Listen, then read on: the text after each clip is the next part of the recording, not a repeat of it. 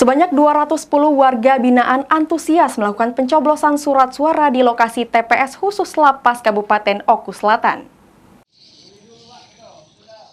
Antusias masyarakat untuk melakukan pencoblosan tidak hanya terjadi di TPS yang berada di tempat pemukiman penduduk.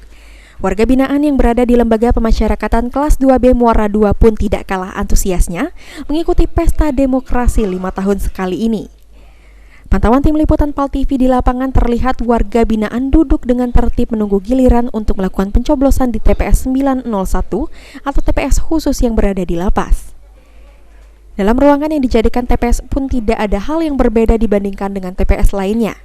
Di sini terdapat satu TPS dengan 4 bilik suara dan panitia pemungutan suara serta para saksi. Pemilu di TPS khusus ini dikawal oleh petugas pengamanan dari kepolisian dan juga petugas lapas. Seluruh anggota TPPS sudah siap untuk bekerja dan untuk warga binaan sangat antusias.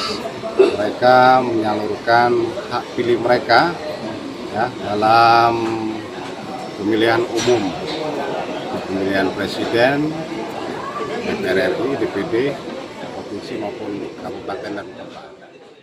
Sri Fitriana, PAL TV.